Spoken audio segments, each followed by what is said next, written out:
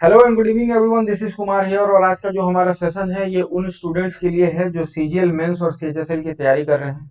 और जो आज का जो हमारा सेशन का सब्जेक्ट है वो है सीजीएल और मेंस और सीएचएसएल में जो हमारा जीएस का पोर्शन है उसको कैसे कवर करें और कितना कम पढ़ाई करके स्कोर जो है मैक्सिमाइज कर सकते हैं। क्योंकि जो आज का हमारा कंपटीशन है ना वो स्मार्ट तरीके से पढ़ाई करने का हो गया है, ना कि आपको पूरा बुक रट के जाए और एग्जाम में कुछ ना है, ये नहीं करना है ना।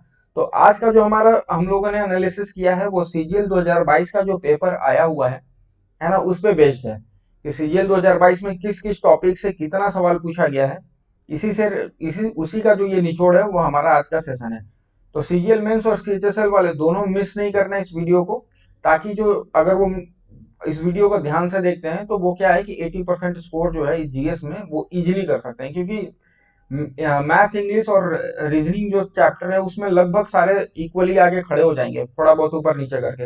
लेकिन जो फर्क पैदा होगा वो जीएस से ही होगा। जो आपको रैंक मिलेगी वो जीएस मिलेगी, और जो सिलेक्शन होगा वो भी उसमें जीएस का बहुत ही इंपॉर्टेंट रोल रहने वाला है। तो जीएस को बिल्कुल भी हल्के ना ले। तो इतना आपको करके जाना है, जो मैं आज के सेशन में बताऊंगा उतना आपको करके जाना है, तो आप जीएस में मैक्सिमम स्कोर कर सकते हैं। तो शुरू करते हैं। पहला टॉपिक क्या पढ़ना है आपको जीएस में, वो है करंट अफेयर्स। और करंट अफेयर्स कहाँ से कहाँ तक का पढ़ना है? पिछले एक साल तक का। जितने भी पिछले एक साल के करंट अफेयर्स है उसको आपको डीप में स्टडी करनी है ना, ना कि ये ऊपर ऊपर से पढ़ के नहीं जाना है। अगर मैं पूछता हूँ कोई इंपॉर्टेंट डेज है तो उसका थीम भी पढ़ना है ना। और कोई इंपॉर्टेंट जैसे पर्सनालिटीज है, जैसे अगर मैं कहूँ कि सीबीडीटी के चेयरमैन कौन बने हैं तो वो उन्होंने जो बने हैं उनको तो याद रखना है, उन्होंने किसको रिप्लेस किया है ये भी याद रखना है। समटाइम्स उनके जो टेन्योर है उसके बारे में भी पूछा जाता है कि इनका जो टेन्योर है कितने साल का था, है ना। तो आपको इन सब चीजों को थोड़ी सी डीप अंडरस्टैंडिंग आपको लानी होगी, तभी जाके आप करंट अफेयर में 100% स्कोर कर सकते हैं। क्योंकि ये जो करंट अफेयर्स है वो डेफिनेटली वही पूछेगा जो अभी हो रहा है। तो इसके लिए आप कोई एक्सक्यूज नहीं कर सकते कि ऐसी जगह से पूछ दिया जहां से अपने को पता नहीं था। अगर आप करंट अफेयर्स को थोड़ा सा डीप नॉलेज लेके पढ़ेंगे तो आप करंट अफेयर्स में 80 10 में से 7 8 9 सवाल तक आप इजीली अटेम्प्ट कर सकते हैं। इसके बाद अगर कोई चीज आपको पढ़ना है तो स्टैटिक जीके, है ना। स्टैटिक जीके एक ऐसा पोर्शन है जहां से 40 से अभी 50% सवाल पूछे जा रहे हैं। इतना स्टैटिक जीके का वेटेज बढ़ गया है। हर सेक्शन में स्टैटिक जीके आपको पूछा जा रहा है, चाहे हिस्ट्री में भी हो तो वो भी स्टैटिक से ही रिलेटेड है ना। तो स्टैटिक जीके में आपको इन सब के अलावा क्या पढ़ना है ये भी आपको ध्यान में रखना है ना। जैसे स्टैटिक जीके की बात करूं तो अभी जो मैंने एनालिसिस किया उससे पता चला कि डांस और उसके फेमस पर्सनालिटीज के बारे में अच्छे से पूछ रहे हैं, है ना। कि कौन सा डांस जो है किस राज्य से रिलेटेड है, इवन डिस्ट्रिक्ट पूछ दे रहा है। जो डांस है वो किस डिस्ट्रिक्ट से रिलेटेड है। तो इसका भी आपको ध्यान में रखना है कि वो मतलब अगर मैं कहूँ कि कोई डांस है ना, जैसे अभी दलखाई डांस है। दलखाई डांस के बारे में आपको पता है कि ये उड़ीसा का डांस है। अगर मैं पूछ दूं कि ये किस उड़ीसा के किस, उड़ीसा ना देके एक कोई इसके डिस्ट्रिक्ट का नाम दे देता हूँ, तो क्या आप बता पाएंगे? शायद बहुत कम लोग ही बता पाएंगे। तो आपको जैसे मैं कहूँ कि दलखाई जो है संबलपुर का है ना, उड़ीसा के संबलपुर जिले का है डांस। तो इस तरीके से आपको नॉलेज होना चाहिए। जैसे अभी मैंने और भी चीजों को एनालिसिस किया कि एक कर्नाटका का डांस पूछा था उमाटाट, और दे दिया था डिस्ट्रिक्ट जो है कर्नाटका ना देके कुर्ग। तो आपको पता होना चाहिए कि कुर्ग जो है किस राज्य का हिस्सा है। तो इस तरीके से अगर आप पढ़ेंगे, थोड़ी डीप में पढ़ेंगे, तो आपको क्या है कि इजीली आप स्कोर कर सकते हैं। अगर डांस की बात करें तो डांस के साथ साथ उनसे रिलेटेड जो पर्सनालिटीज है, जो व्यक्तित्व है, उनके बारे में भी आपको नॉलेज होना चाहिए। इसके अलावा म्यूजिकल इंस्ट्रूमेंट्स के बारे में पूछ रहे हैं, और म्यूजिकल इंस्ट्रूमेंट्स कौन बजाते थे, है ना, कौन उससे रिलेटेड फेमस पर्सनालिटीज थे, उसके अलावा उसके बारे में आपको नॉलेज होनी चाहिए।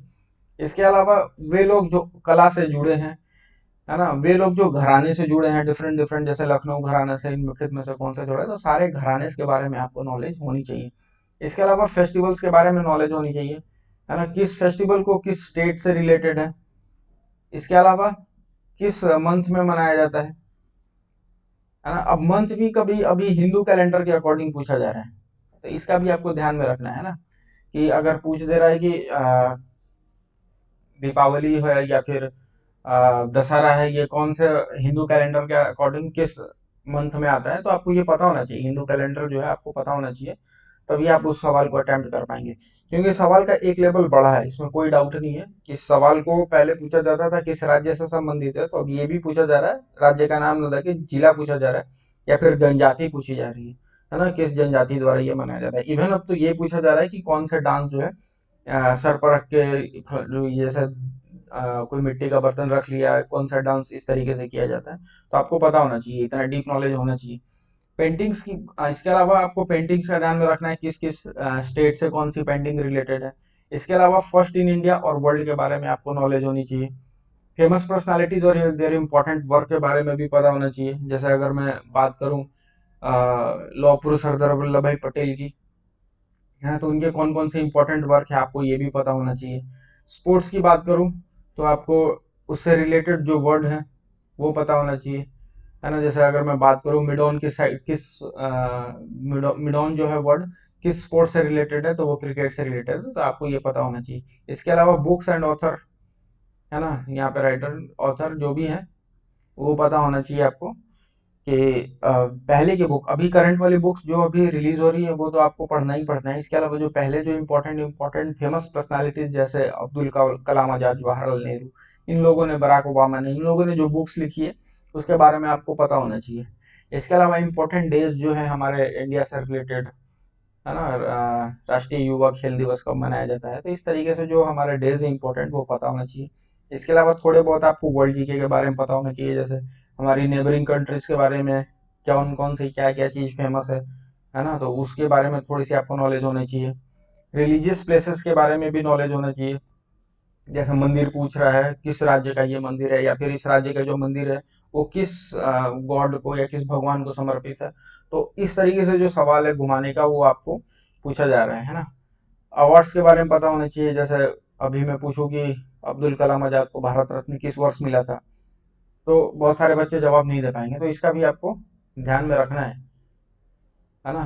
कि अगर ज्योग्राफी की बात करें तो ज्योग्राफी में आपको कौन कौन से टॉपिक पढ़ के जाने हैं, ताकि जिससे मोस्टली सवाल पूछे जा रहे हैं, है ना, तो इसका आपको ध्यान में रखना है किस किस से पूछे जा रहे हैं। तो अगर मैं बात करूं ज्योग्राफी की, तो रिवर एंड ट्रिब्यूटरीज उसके बारे में पढ़ना है, जैसे कौन कौन से रिवर किस किस स्टेट से जुड़े हैं। इसके अलावा ट्रिब्यूटरीज बहुत ही इंपॉर्टेंट है, जिससे बहुत ज़्यादा सवाल पूछे जा रहे हैं कि किस रिवर की कौन सी सहायक नदियां हैं।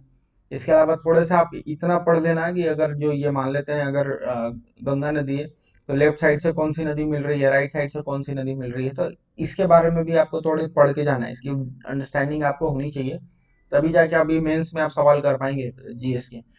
सॉइल एंड क्रॉप्स के बारे में भी पता होनी चाहिए, जैसे कौन सी मिट्टी है ना। इसके अलावा कौन कौन सी फसलें जो है कब होती है, खरीफ की फसल कौन है ना, रबी की फसल कौन सी है, इसके बारे में भी नॉलेज होना चाहिए। इसके अलावा डैम्स एंड पासेस के बारे में पता होना चाहिए, कौन कौन सा बांध जो है किस नदी पे बना है, किस राज्य में स्थित है। इसके अलावा जो दर्रे हैं हमारे वो किस किस राज्य से किसको जोड़ते हैं, इसके बारे में पता होना चाहिए। कौन कौन से बायोस्फीयर रिजर्व आपको किस किस जगह पे हैं, है ना। जैसे अभी आसाम का एक कौन सा इम्पोर्टेंट है, मानस वन्य जीव अभयारण्य, इसके, तो ये किस राज्य में स्थित है, ये असम में स्थित है। इस तरीके से आपको पता होना चाहिए, है ना। फिजिकल ज्योग्राफी के बारे में आप थोड़े बहुत नॉलेज लेके जाएंगे, क्योंकि सवाल पूछे गए हैं फिजिकल ज्योग्राफी से भी। साइंस की बात करें तो साइंस एक ऐसा चैप्टर है जहाँ से मोस्टली सवाल पूछे जा रहे हैं, इसमें 5-6 सवाल आपको देखने को मिल सकते हैं। तो अगर आप इतना करके भी जाते हैं तो आप समझ सकते हैं कि आप मोस्टली सवाल करके जाएंगे आएंगे एग्जाम से, जब बाहर निकलेंगे तो आपको पता लगेगा कि आप एक सेटिस्फैक्ट्री अटेम्प्ट करके आए हैं। फिजिक्स की बात करूँ तो इन्वेंशन और उसकी जो खोज है, किसने खोज किया, इसके बारे में पढ़ के जाएंगे इंपॉर्टेंट। जैसे पेंसिलिन की खोज किसने की थी, टीका की खोज किसने की थी, है ना। तो इस तरीके से जो जैसे कोई यंत्र है, इंस्ट्रूमेंट्स है, वो किस काम में आते हैं, तो इस तरीके के जो क्वेश्चन है उसको आपको पढ़ के जाना है। केमिस्ट्री की बात करूँ तो आपको फॉर्मूलेस पता होना चाहिए, जितने भी है। मेटल्स के बारे में पढ़ना है आपको, अलॉय के बारे में पढ़ना है। थोड़ी बहुत आप ऑर्गेनिक केमिस्ट्री पढ़ सकते हैं, लेकिन इतना भी पढ़ते हैं तो काफ़ी है।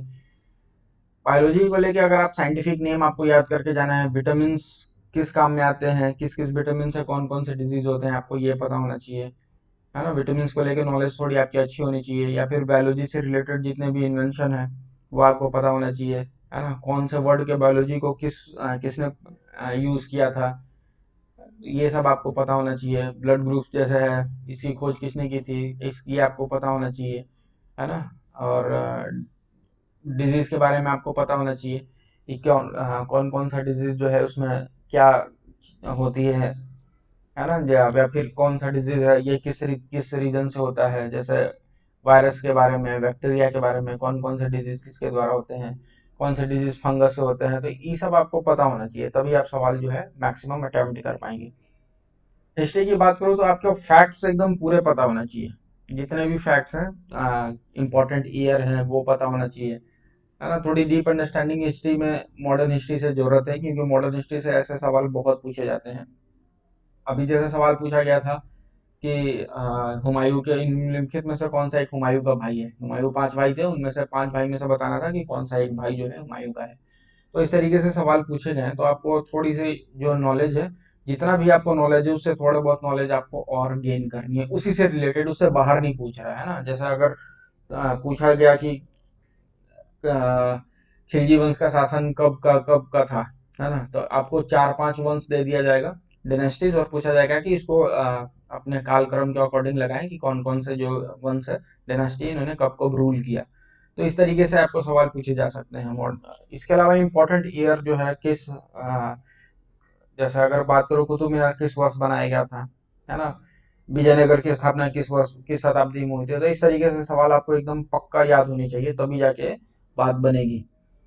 इसके अलावा पॉलिटी की मैं बात करूं, पॉलिटी में आपको क्या क्या याद रखना है, इम्पोर्टेंट आर्टिकल्स आपको याद रखने हैं, अमेंडमेंट आपको याद रखना है, कौन से अमेंडमेंट कब हुआ है ना, जो हमारा कॉन्स्टिट्यूशन है उसमें कब कब कौन सा अमेंडमेंट हुआ है, किस अमेंडमेंट द्वारा क्या हुआ है, आपको ये भी पता होना चाहिए, तब आप पॉलिटी में मोस्टली स्कोर कर पाएंगे, है ना। इसके अलावा थोड़े बहुत आपको प्रेसिडेंट के, राष्ट्रपति के बारे में पता होना चाहिए, इससे रिलेटेड, और प्रेसिडेंट के अलावा आपको वाइस प्रेसिडेंट के बारे में भी पता होना चाहिए।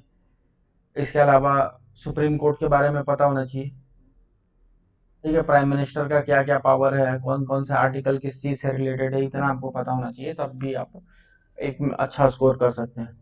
अब इतना चीजों को पढ़ना कहाँ से है, किस तरीके से पढ़ना है, इसका भी नॉलेज ले लेते हैं। तो देखिए, आपको बहुत ज्यादा इधर उधर भागने की जरूरत नहीं है। अगर आप इतना करके जाते हैं ना, आप मोर देन सफिशिएंट करके जा रहे हैं, है ना। अगर आप स्टैटिक जीके के लिए प्रीवियस ईयर का बेस बना के करते हैं तो बहुत ही सफिशिएंट है ना। इसके अलावा जैसे स्टैटिक जीके में जो सवाल पूछे गए, उनके जो 4 ऑप्शन है, उसको भी आपको डीप में एनालिसिस करना है ना। इसके अलावा एसएससी के तो प्रीवियस ईयर पढ़ना ही है आपको, स्टैटिक जीके में। रेलवे में जो पूछे गए हैं, चाहे वो ग्रुप डी में पूछे गए हो, है ना, या फिर और भी जो भी रेलवे के एग्जाम्स हुए हैं उसमें पूछे गए हैं, है ना, जैसे लेवल वाइज जो अभी एग्जाम पूछा गया था उसमें भी पूछे गए हैं, तो आपको पूरा का पूरा क्लियर होना चाहिए ये स्टैटिक जीके के लिए।